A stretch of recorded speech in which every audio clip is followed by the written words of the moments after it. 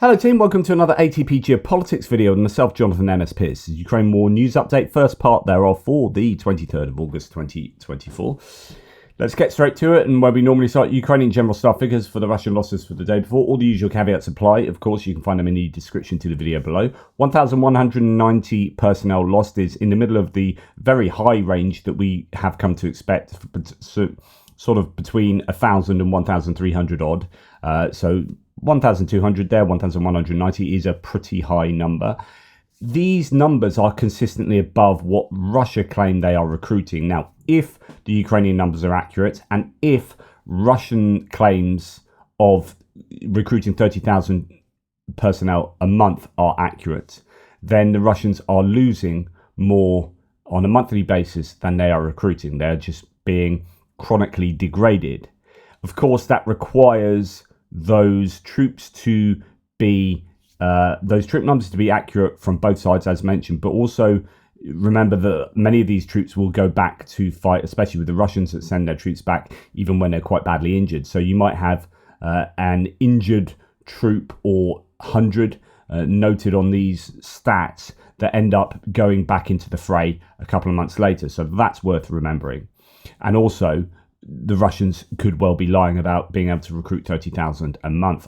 They lie about everything else, so there's no reason to particularly believe them there. But it could be that they're recruiting 30,000. It's just always useful to know whether the personnel losses are above the recruitment levels, and they have been consistently since sort of October last year, isn't it? And certainly since May, when they attacked down into Kharkiv and started losing an awful lot of troops. Anyway, 4 tanks below the daily average there, 32 troop carrying AFVs, almost double the daily average. So that probably shows that the Russians are attacking in a number of places. It could be that they are trying to mount counterattacks up in the Kursk Oblast, where the Ukrainians have invaded.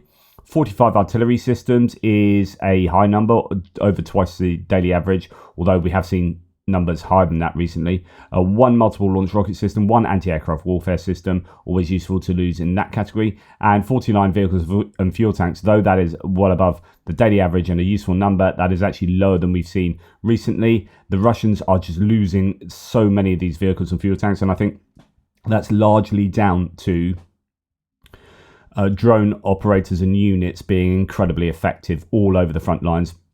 We've seen this up in Kursk as well, where they are taking out having fire control over a number of roads in the area that are delivering equipment to the troops that are trying to defend against the Ukrainian invasion there. And 6 pieces of special equipment. Right, Andrew Perpetua has 2 loss lists, and they are both substantial. The first one has about 1-to-1 Russian to Ukrainian combat asset losses.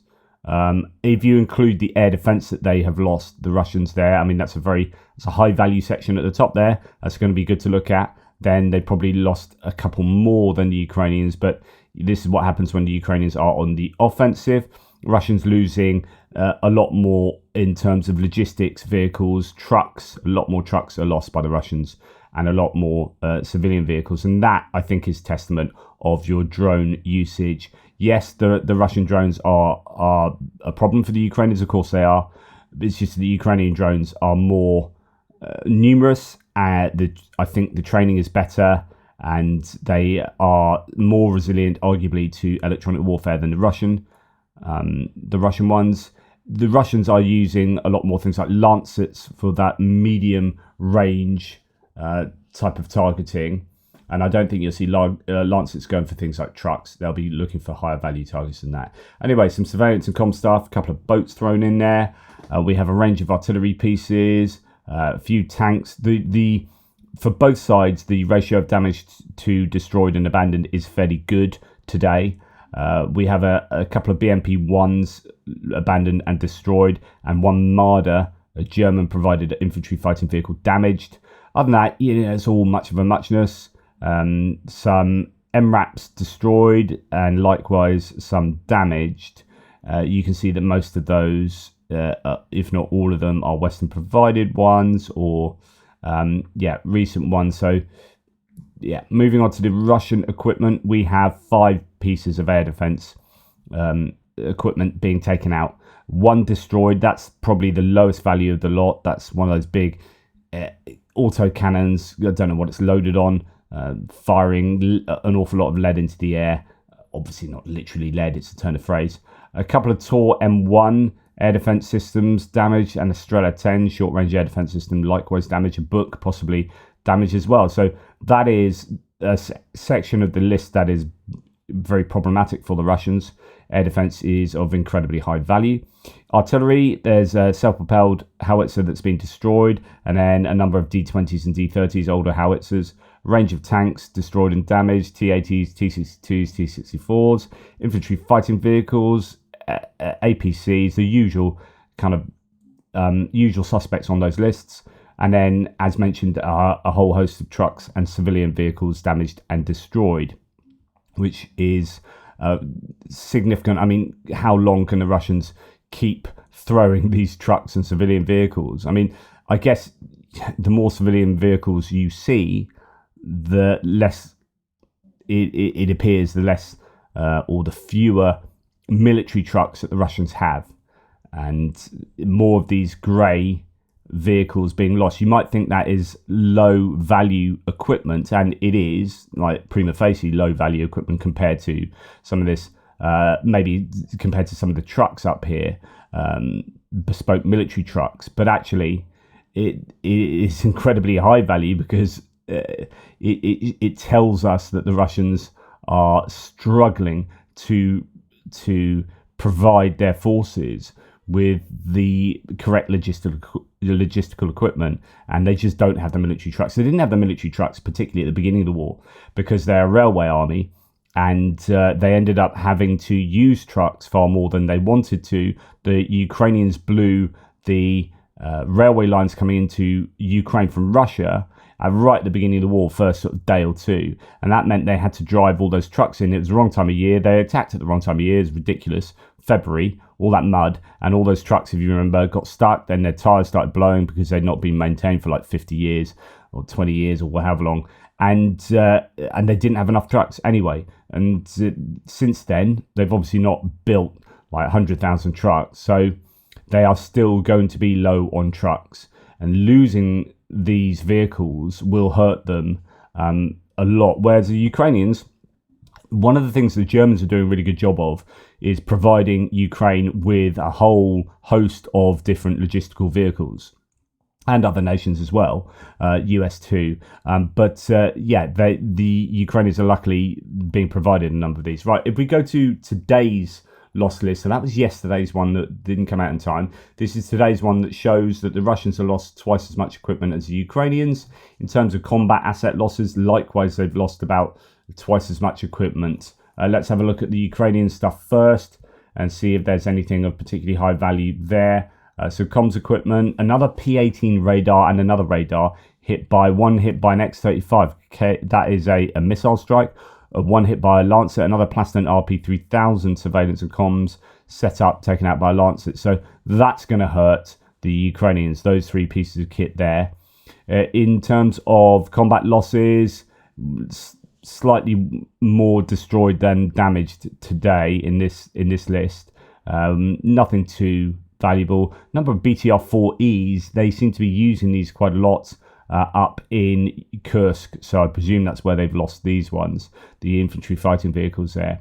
And then, Senator, MTLB, Cougar H, Kozak destroyed or abandoned. So, a few bits of expected combat asset losses there. When we go to the Russians, we start with a ship, a rail ferry. That's a Conroe trader that I reported in my breaking news update last night, and that was taken out by Neptune missile.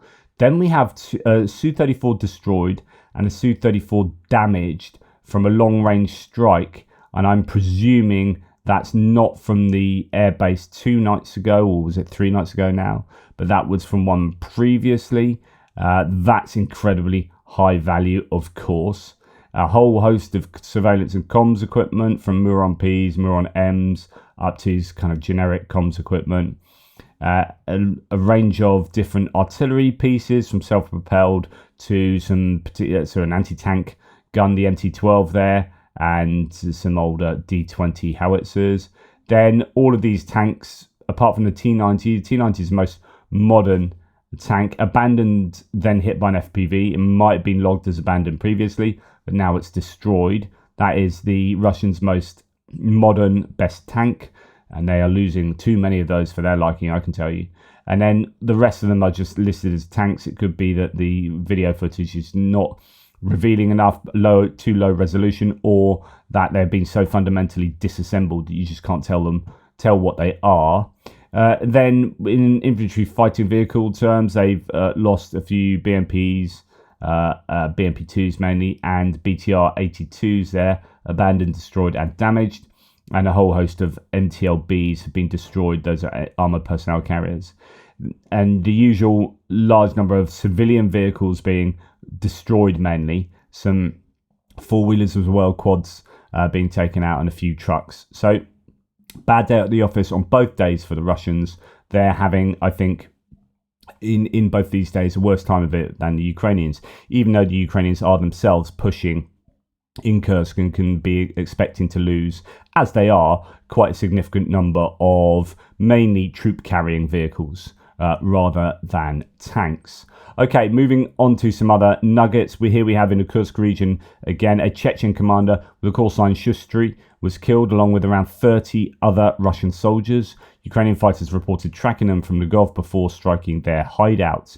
This is interesting. On the left there is Apti Laudnov, who is in charge of the Akhmat, who keeps saying that, yeah, we're doing a really good job. We're repelling the Ukrainians wherever the Akhmat are. The Ukrainians are not advancing. And then you see just a whole number of Akhmat captured or killed.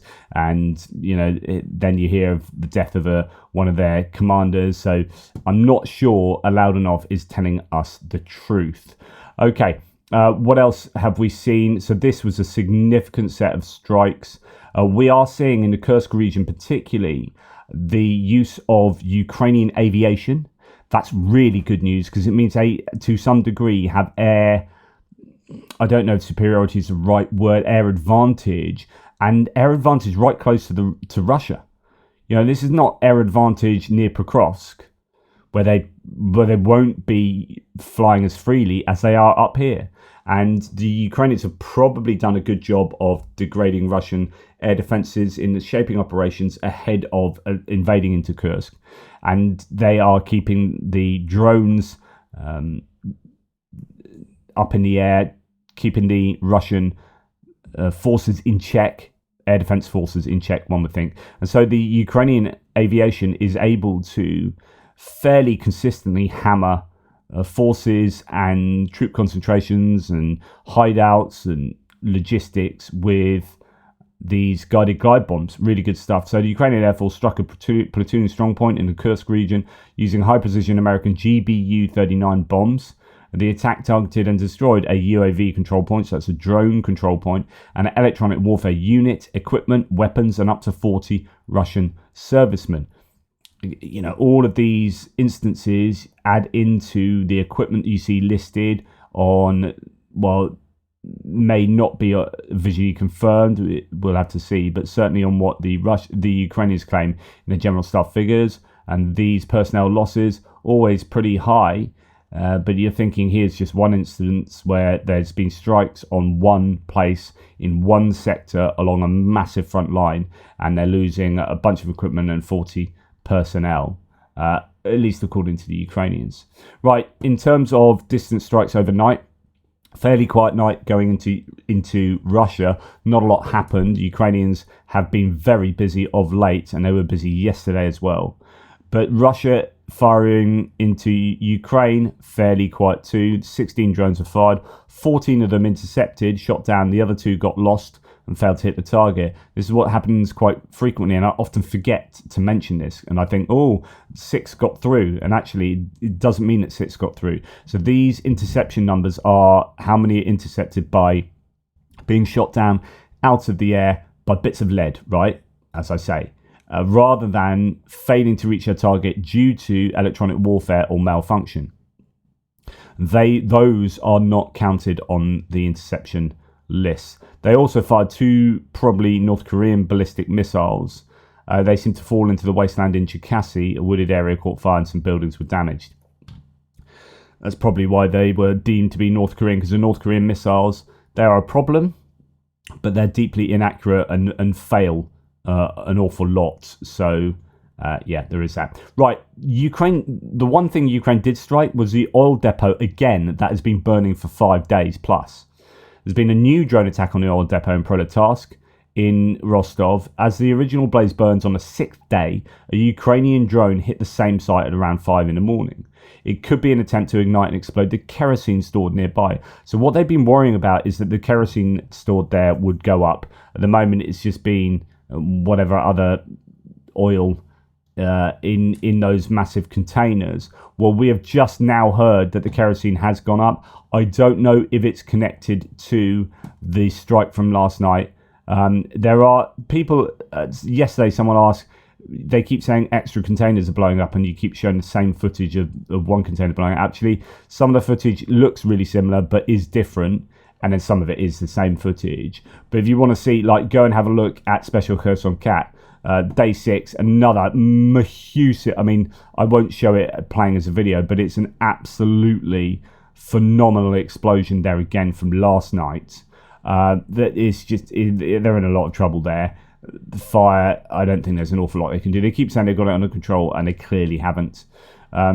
Now, the fires reached kerosene tanks in Proletask, according to local channels, says Max24. They're standing next to each other. If one explodes, and all the others will fly into the air, and there will be a powerful explosion that can simply sweep away the entire old depot, is one of the claims. There's certainly some big explosions still taking place there. It is...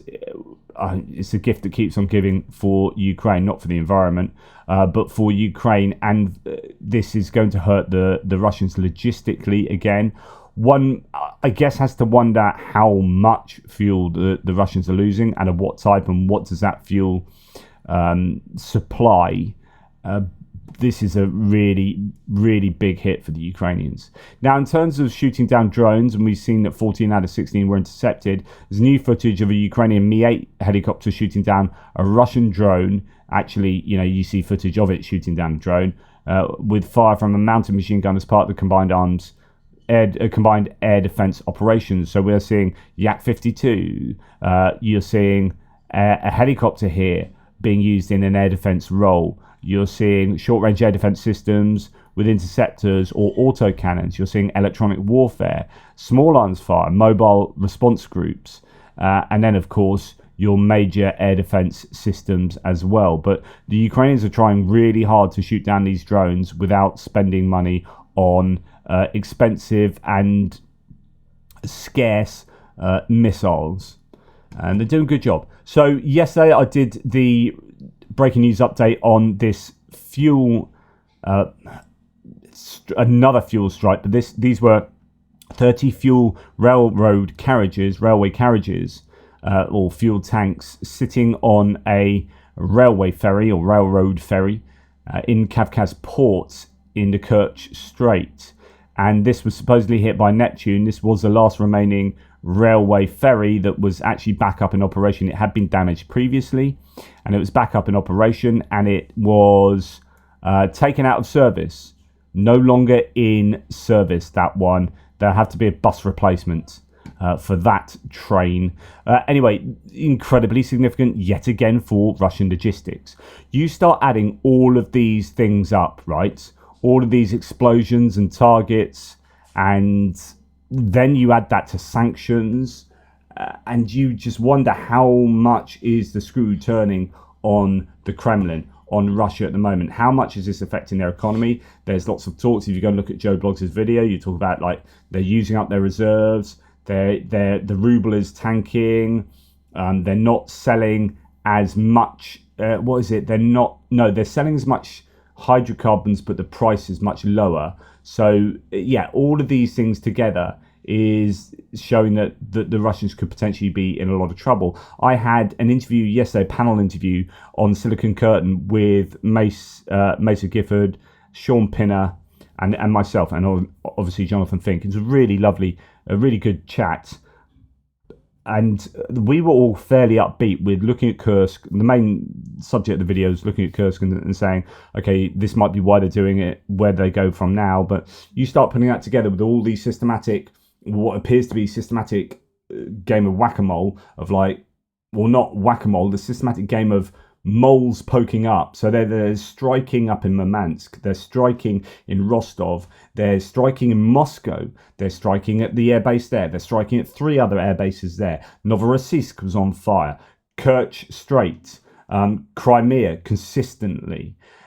At some point, the Russians, and I don't know actually whether that's correct, whether at some point they'll just capitulate, crumble, or whether this is a slow decline. And a bit like a lobster boiling in a pot, you don't realize you're done until you're done. And this could be like, this is me being maybe a bit hopium copium, but it could be that the Russians are in this, 2/3 of the way through the lobster boiling in a pot. No one quite realizes how much they've been degraded until you look at where they've come from and where they are now. And you then go, oh, right, yeah. Oh, no. Oh, my goodness. Oh, right, yeah, you're in trouble. And I honestly think that the Russians are in more trouble than people give the Ukrainians credit for. Now, we'll come and speak about this in a second. I think the Ukrainians are also facing some very difficult challenges at the moment too. So it's not just one-way traffic. So that fuel storage and transportation facility or manner of transporting fuel across, and also military equipment by rail across the Kerch has been done over, and the Russians will now have to rely on the railway that supposedly cannot take heavy goods. We have seen some railway traffic go over it, so we'll have to check that out. But if the Ukrainians are making Neptunes at scale, which I really hope they do, because these things supposedly have 1,000-kilometer range, they are making them, I think, more resilient to electronic warfare. They've got, I think, fairly sizable warhead on.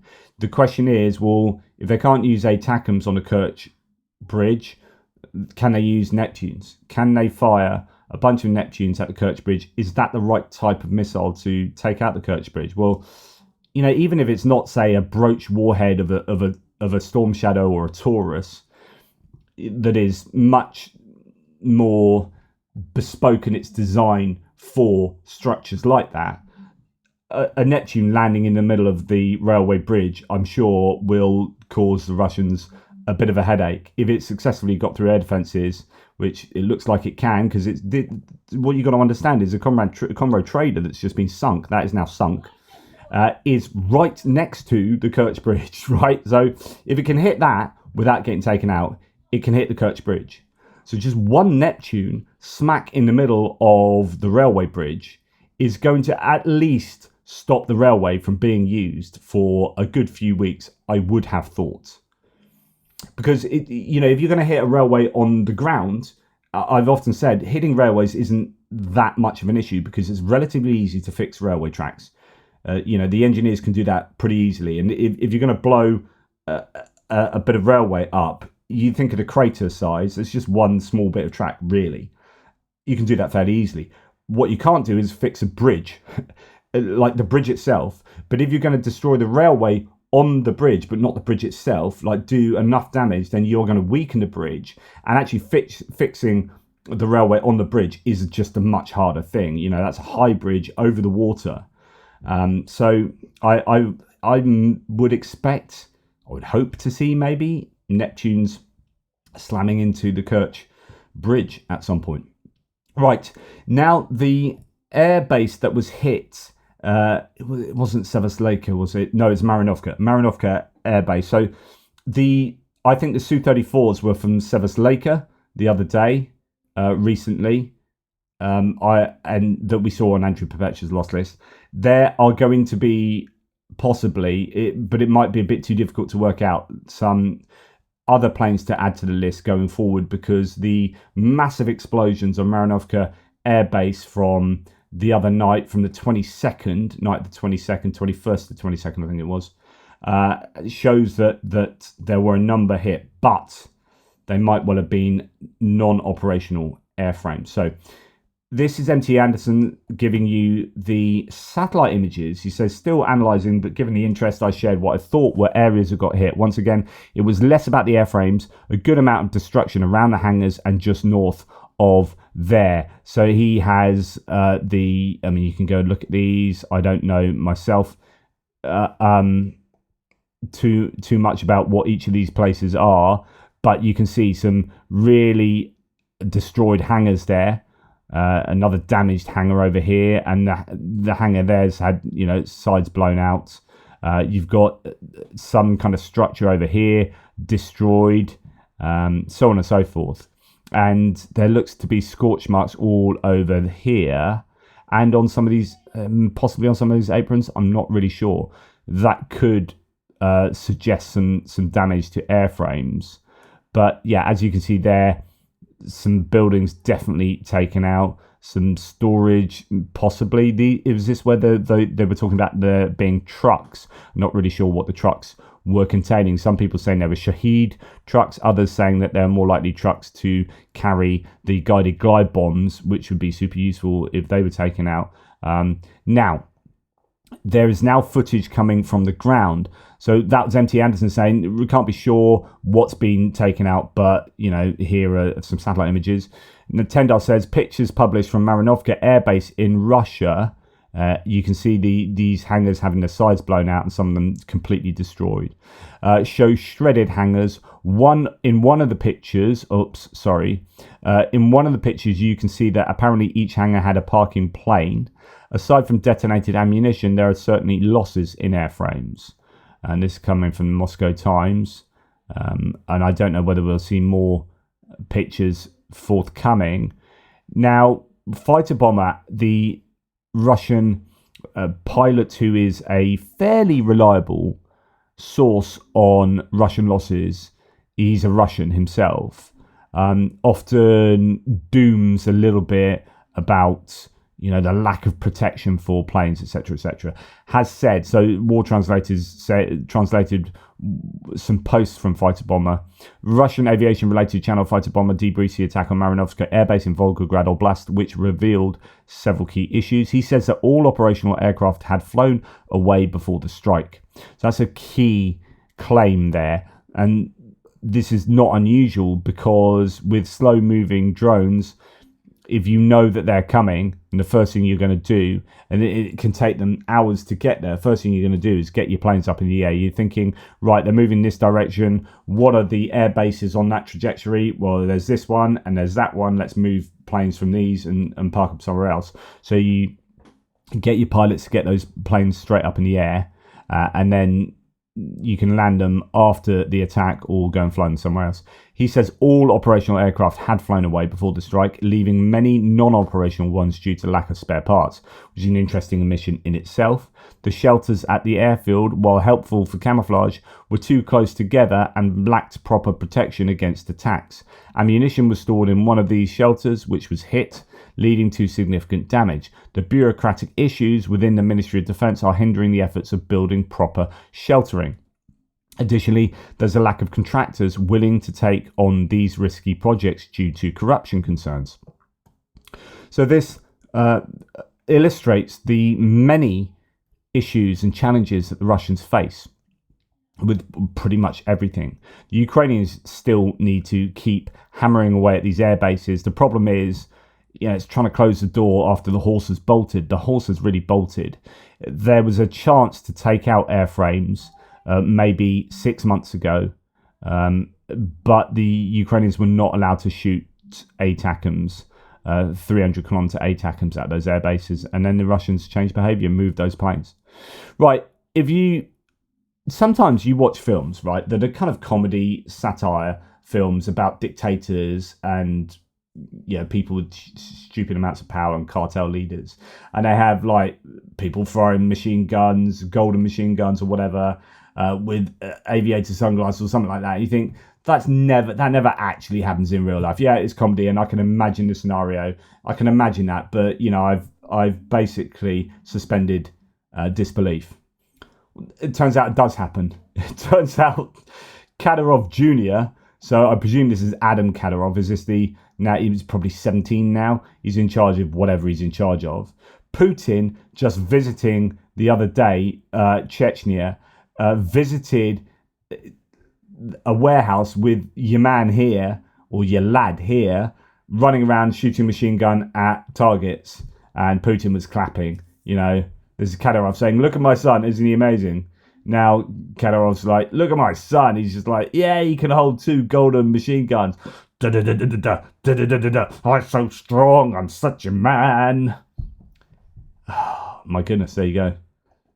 I mean, if you ask me, would you like to do that? I'd probably go, yeah, I'll shoot a couple of golden machine guns at a target, and pretend to be a boy soldier. Pretend to be a boy pretending to be an adult. Yeah. Anyway, this is obviously other bits and pieces. We're going to go to some sort of dark subjects now. More than 150 bodies of tortured Ukrainians have been returned from Russian captivity since the beginning of the full-scale invasion, reported Anastasia Savova, the coordinator of the families of POWs and a representative of the Always Faithful Family Foundation. Those are women, mothers. I'm not sure about the translation there. We are women, mothers, the captive. Anyway, obviously some kind of POW foundation. Often the Russian side conceals signs of torture and inhumane conditions of detention. Such treatment of prisoners of war is a violation of the norms of the international humanitarian laws. Every death in captivity must be investigated. There is going to be a substantial amount of fallout from this war, and a lot of attention will be paid to Russia, and Russia will hopefully not be able to get away from this. There is meticulous evidence gathering taking place by well-trained journalists who are working on behalf of several organizations, compiling data concerning war crimes that have taken place in Ukraine. And here, I mean, the thing about war crimes is that they're quite provable at the moment because everything's being seen by the air. Like even when you get a butcher, the butcher massacre took some of that. You could see, that cyclist being shot from behind was caught on drone footage. The drones are everywhere. And here's another example. This is a Russian on Russian scenario. So here, a Russian soldier caught on drone footage from the 12th Azov Brigade. You got 2 Russians armed with an axe approach a body of another Russian soldier and began painstakingly chopping off his limb. After that, they returned to their positions. Food, looting, or a trophy, the motive of the brutal act of the Russians remains unknown. However, the video is yet another proof that Russians are indecent people. Goodness me, I mean, we've seen some pretty horrific stuff. We've seen similar from this before, actually, of them looting their own comrades, and this has happened time immemorial in terms of, was it the Battle of Agincourt? You used to get, was it the longbows of the English would fire at the French, and they would fall as their cavalry charge. They would fall, and then you get these Welsh people at the side running on. And I don't know if this is urban legend, or I remember being taught this at school, and they'd run from the side, and then they'd cut rings off or whatever, or just kill them properly because the horses would collapse, and then they'd stab them. But I guess after the battle, those sort of same people would be like stripping the opposition of all their wealth.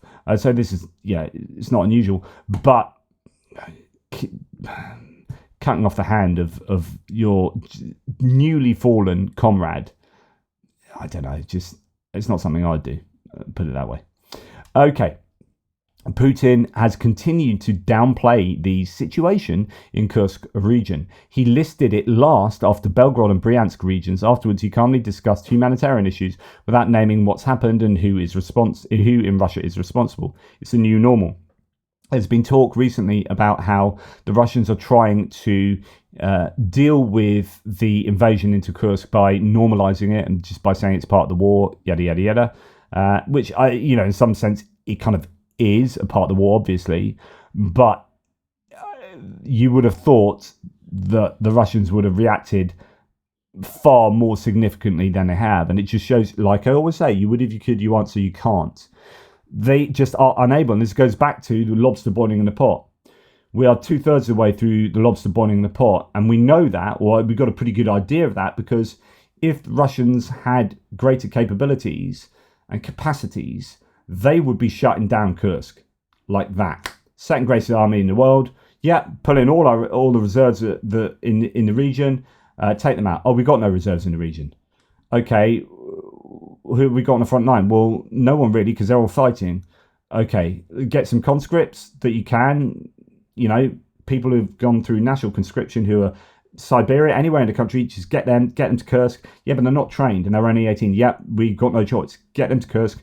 And also, all the areas that we're not succeeding in hugely, like Pokrovsk and Toretsk, get troops from there and throw them at Kursk. Okay, we'll do that. And that's what they're doing. And they have slowed the Ukrainians down, that's for sure. But it's still rumbling on, and the Ukrainians still don't appear to be finished. And the Russians don't really have a huge answer to that. So rather than say to the public, oh my goodness, we're up shit creek without a paddle, you say, oh yeah, no, yeah, Kursk, it's all right. Anyway, blah, blah, blah, and talk about something else. And with such a tight control over the information spaces, the Kremlin is kind of able to do that, I guess. We'll see, because there are claims that actually in surveying social media, opinions of Putin, obviously you can't get accurate surveys done and polls in public done, but people have been analysing social media in Russia and have noted that Putin's popularity has been dipping quite significantly. So all that is going on at the moment, this kind of boiling that lobster in a pot, is, I think, being reflected in a lowering of support for Putin and possibly the war. The Russian Military Command says the Institute for the Study of War reportedly heavily committed elements initially intended for the Russian offensive effort in northern Kharkiv Oblast to the defense in Kursk Oblast. We've heard that before. So going from Vovchansk area and the other area, North Lipsy area, north of Kharkiv, troops from there are being sent to Kursk. And furthermore, the Ukrainian incursion into Kursk Oblast will continue to generate theatre-wide operational pressures on Russian forces, and it is unlikely that the Russian military will be able to restrict significant disruptions to just the northern grouping of forces, particularly if and when it undertakes to expel Ukrainian forces from Kursk.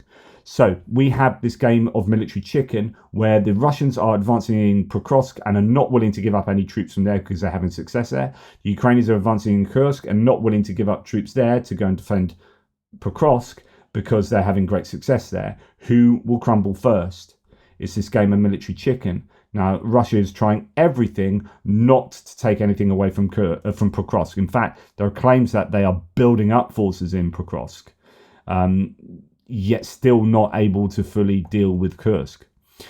On the other hand, so Rob Lee quotes Oliver Carroll from The Economist, quote, the hope that Russia might respond by moving troops from Pokrovsk has been supplanted by the realization that it has not. Ukrainian security sources confirm that while Russia has moved troops from other sections of the eastern front line, it reinforced around Pokrovsk. Ukraine, meanwhile, redeployed special forces units to Kursk, and is patching up the Pokrovsk front with untested formations. Quote, the Russians have figured things out and aren't taking the bait, complains Dublin. I don't know who Dublin is, but obviously someone in the know. Ukrainian commanders are given different reasons for the Russian advance. Some say there aren't enough shells, with the enemy firing up to 10 times as many. Others point to Russian tactics, small infantry assaults, glide bombs, new types of electronic warfare, but exhaustion and manpower issues seem to be at the heart of the collapse. Quote, people aren't made of steel, says Colonel Pavlo Fedosenko. Ukrainian troops outnumbered 4-1 aren't getting any rest, he says. Some stay on a front for 30 or 40 days at a time, cramped in foxholes, inches from death. Dublin, a fighter attached to the 59th, that's who he is, 59th Brigade southeast of Pokrovsk, no soldiers who have been in place for more than 2 months. 2 had strokes. Wow. That's probably talking about the age that they have as well. So Oliver Carroll then here himself says, my report on Pokrovsk, with enemy troops closing in and artillery already reaching the southern edge, the strategic crossroads town looks set to fall in a familiar Russian fashion, Russian cycle. Squash, mince, repeat. And he then goes on to say some soldiers complain about the availability of shells. That's the issue, but this isn't new, nor the Russian tactics or electronic warfare superiority. Crux of Prokhorov's collapse is exhaustion. So as was quoted in Rob Lee's excerpt of Carroll's article. Another area of the front where Ukrainian troops are under real pressure is around, says Tim White, Bilohorivka, Serebrenyanska Forest, and Seversk. There is a possibility of being surrounded. And Anya, so this is Tatu Anya, a source there, says there are no reinforcements and the guys have almost no weapons. This is a real challenge. So, yes, the Ukrainians are doing well. And yes, there's lobster boiling the pot and turning the screw and things are going very well when we look at the big picture. But there are areas of the front line that are really freaking challenging for the Ukrainians. I have not done mapping now for 3 weeks, and I'm so sorry about that. I'm going to try and update the map today, but it will not be, there will be so many changes I'll have to make that it will take me like 10 hours to do the mapping update. So it's going to be a couple of days before I get the mapping up to scratch. Sorry about that. But yeah, it means that I don't have a proper handle on what's going on the front lines. But it is really challenging, and in those places, and possibly north of there as well. Chasiv Yar's been very stable. It appears as the Russians have pulled troops from there. So there are some positive effects of the Kursk operation on other areas of the front line. But yeah, we'll see. Now, then you hear things like this. So Ukraine's 3rd Assault Brigade said it's been conducting assaults for the past week on the eastern Kharkiv-Luhansk front to degrade the offensive potential of Russia's 20th Combined Arms Army. So it could be that Russia's taken some troops away from there, and Ukraine has, instead again of putting those troops down in, say, Prokhorovsk or Toretsk or Seversk, they're actually trying to punch holes. It's this trying to wrest initiative away from the Russians to keep the Russians reacting to what the Ukrainians are doing rather than always reacting to what the Russians are doing. You need to control as much as you can. And to do that, you need to attack, but that's attritional. So you need to attack where you get the least resistance. Kursk was a perfect example of how that happened. Listen to what I said on Silicon Curtain later. That gives you my understanding of what's going on there. Yeah, if the only place you can wrest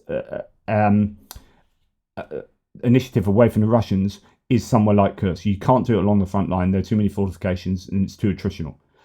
You'll just end up smacking against Russians.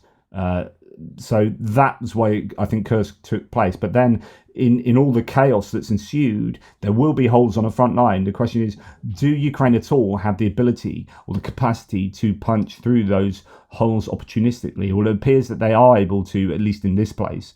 3rd Assault Brigade has announced the beginning of an offensive in the Kharkiv region. So I don't think this is necessarily going across the border, but this is looking fairly decent for them.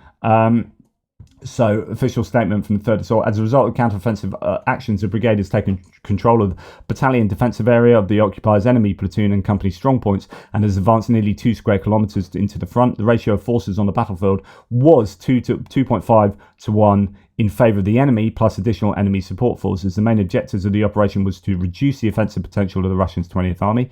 At this moment, the objective has been accomplished, stated the brigade commander. Over the course of 4 days, the enemy suffered losses of 300 personnel and a significant amount of equipment and weaponry was destroyed or damaged. And they said that the uniqueness of the operation lay in the fact that we advanced against our superior enemy force and won. Success depended on detailed planning, unconventional decisions, and a coordinated work of artillery, air defence, drones and intelligence. But the heroes of the battlefield were the tank crews, engineers, reconnaissance units and above all the assault troops, said the brigade commander. The assault actions redirected the enemy's attack from the direction of Makivka and relieved pressure from other critical areas of the front and sectors of neighbouring brigades. The occupiers are now increasing their own use of aviation, MLRS and long-range artillery, attempting to reclaim the lost ground, but the 3rd Assault Brigade holds the line. So really interesting, and that's more translated here, just repeating those claims, and that's the area that Deep State Map has. The Ukrainians have reclaimed just north of Makivka along that northeastern front line. Anyway, that's enough from me. Always bang on too long, don't I? So sorry, not sorry. Really appreciate your support. And just if you're from Britain, guys, Mark, who was one of the guys who really organised my talk in Stockbridge, has the little whiskey shop in Stockbridge. And if you're in the UK, please do. If you like your spirits or whatever, he has some great selections of gins, whiskies, whatever, all sorts of stuff, ports. I've just bought some coconut rum and some gin for my partner from him. So thank you to his service and his kindness as well. Please check out Little Whiskey Shop and do him a favour. Anyway, and he'll send it to your house, obviously, as it's, postage and package and whatever is all on there. So go and check it out. It's a fantastic little enterprise. That's enough from me. Take care, guys. Speak to you soon.